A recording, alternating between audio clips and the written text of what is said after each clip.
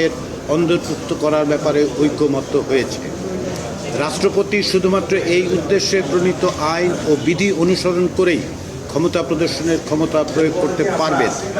এক্ষেত্রে ন্যায় বিচার নিশ্চিত করার জন্য রাষ্ট্রপতির কাছে ক্ষমা প্রদর্শনের জন্য প্রেরণের পূর্বে ক্ষতিগ্রস্ত ব্যক্তি বা তার বৈধ উত্তরাধিকারের মতামত গ্রহণ নিশ্চিত করতে হবে।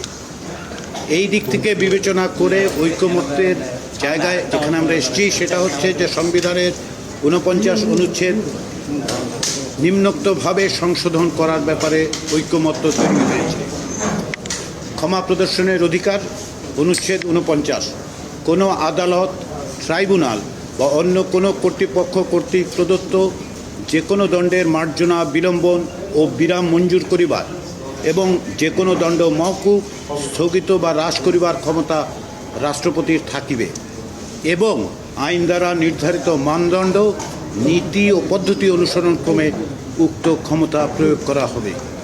আমরা মনে করি যে সংবিধানের 49 অনুচ্ছেদের সংশোধনের যে প্রস্তাব ঐকমত্য কমিশনের পক্ষ থেকে তৈরি করা হয়েছিল, তার আলোকে যে রাজনৈতিক ঐকমত্য তৈরি হয়েছে সেটা ভবিষ্যতে সংবিধানে অন্তর্ভুক্তির মধ্যে দিয়ে বাস্তবায়িত হবে এবং এতদিন ধরে যে অব্যাহত ব্যবস্থা ছিল, রাজনৈতিকভাবে ক্ষমতার ব্যবহার করা হয়েছিল, সেটা বন্ধ হবে। দ্বিতীয় যে বিষয়টিতে আজকে আমরা ঐকমত্যে পৌঁছতে পেরেছি সেটি হচ্ছে বিচার বিভাগের বিকেন্দ্রীকরণ। এক্ষেত্রে আমরা বিশেষ করে যেটা লক্ষ্য করেছি বা যে বিষয়ে মনোযোগ দিয়েছি সেটা হচ্ছে হাইকোর্টের বিষয়টি। এক্ষেত্রে সংবিধানের 100 অনুচ্ছেদের সংশোধনের প্রশ্নটি আলোচিত এবং ঐকমত্য প্রতিষ্ঠিত হয়েছে। এখানে বলা হয়েছে যে রাজধানীতে সুপ্রিম কোর্টের স্থায়ী আসন থাকবে, তবে রাষ্ট্রপতির অনুমোদন নিয়ে বিচারপতির সময়ে সময়ে যে সার্কিট বেঞ্চ প্রতিষ্ঠা করতে পারতেন, তার বদলে আমরা যেটা বলছি যে রাজধানীতে সুপ্রিম কোর্টের স্থায়ী আসন থাকবে, তবে রাজধানীর বাইরে প্রতিটি বিভাগে প্রধান বিচারপতি কর্তৃক নির্ধারিত হাইকোর্ট বিভাগের একাধিক স্থায়ী বেঞ্চ থাকবে।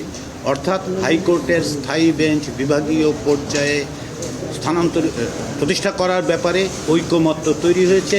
এজন্য সুস্পষ্টভাবে সংবিধানের 100 অনুচ্ছেদে পরিবর্তন করার প্রয়োজন হবে এবং সেই ব্যাপারে ঐকমত্য তৈরি হয়েছে। আমরা তৃতীয় বিষয়টা নিয়ে আজকে আলোচনা করিনি, জরুরি অবস্থা নিয়ে।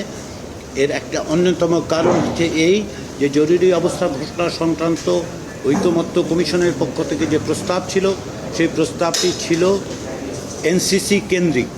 যেহেতু এনসিসির প্রস্তাবটা এখন টেবিলে নেই, সেহেতু আমরা মনে করেছি যে জাতীয় ঐকমত্য কমিশন আবার বসে নতুন করে অতীতে 2 মাস ধরে রাজনৈতিক দলগুলোর সাথে যে আলোচনা হয়েছে তার পরিপ্রেক্ষিতে সেই আলোকে জরুরি অবস্থা সংক্রান্ত বিষয়ে আমরা একটি নতুন প্রস্তাব হাজির করব। আগামী 3 দিন আলোচনা হবে না ছুটির কারণে, তারপরে আমরা বসবো। আমরা আশা করছি আগামী সপ্তাহে আরও বেশ কিছু অগ্রগতি অর্জন করা যাবে। আপনাদের সবাইকে ধন্যবাদ। আমি এই সুযোগে বাংলাদেশের যে রাজনৈতিক দলগুলোর সঙ্গে আমাদের আলোচনা হচ্ছে, জাতীয় নেতৃবৃন্দ যে আন্তরিকতার সঙ্গে এবং হৃদ্যতার সঙ্গে সহযোগিতার সঙ্গে কাজ করছেন, একত্রে কথা বলছেন, ঐকমত্যে আসার জন্য ছাড় দিচ্ছেন, সেজন্য আমি ঐকমত্য কমিশনের পক্ষ থেকে প্রত্যেককে ব্যক্তিগতভাবে কমিশনের পক্ষ থেকে কমিশন হিসেবে আন্তরিক ধন্যবাদ জানাই। সবাইকে ধন্যবাদ।